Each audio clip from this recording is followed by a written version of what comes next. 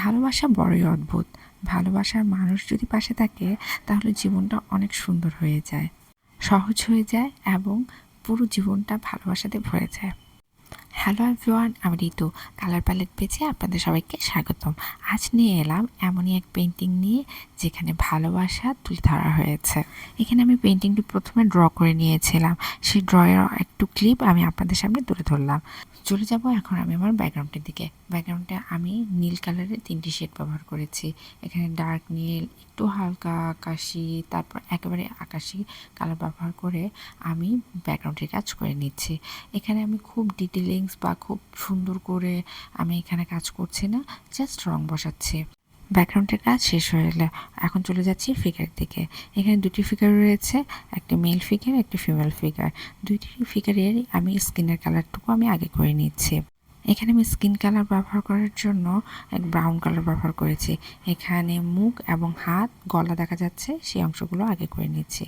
ছেলেটি একটি পাঞ্জাবি পরেছে টিয়া কালারের, সেটি করে নিলাম। এবং মেয়েটি একটি সবুজ কালারের শাড়ি পরেছে, সেই সবুজ কালার ব্যবহার করে আমি শাড়ির কাজটুকু করে নিচ্ছি।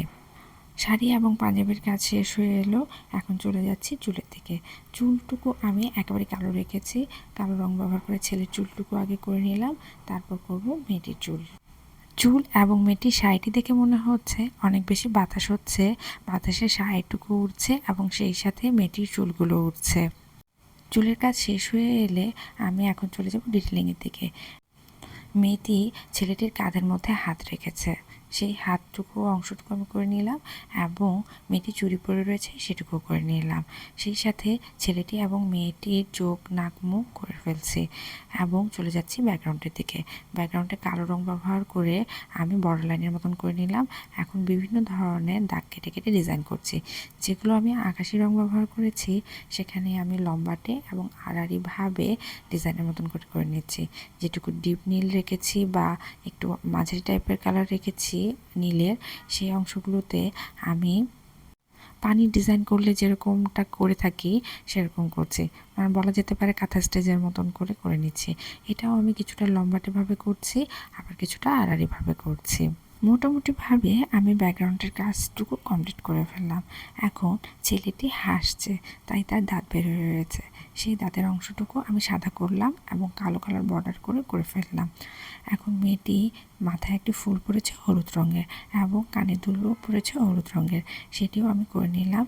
কানের দুলটি চলে গেছে একেবারে চুল পর্যন্ত, সেটুকু করে নিলাম। এবং হলুদ রং ব্যবহার করে আমি কিছু ডিজাইনের মতন করে নিচ্ছি ছড়িয়ে ছিটিয়ে। এবং শাড়িটুকুতেও আমি অল্প একটু ডিজাইনের মতন করে করে নেব। শাড়িটা একবারই ফাঁকা লাগছিল, তাই অল্প একটু ডিজাইনের মতন করে করে নিলাম। এবং পাঞ্জাবিটাতে একটি বোতামের মতন রয়েছে, সেটিও হলুদ রঙের, সেটি আমি করে ফেললাম। মেয়েটির শাড়িটির পাড়গুলোতে বিভিন্ন ধরনের দাগ কেটে কেটে ডিজাইন করেছিলাম। কাজ আমার শেষ। ভিডিওটি যদি ভালো লেগে থাকে লাইক, কমেন্ট, শেয়ার করতে ভুলবেন না। ধন্যবাদ।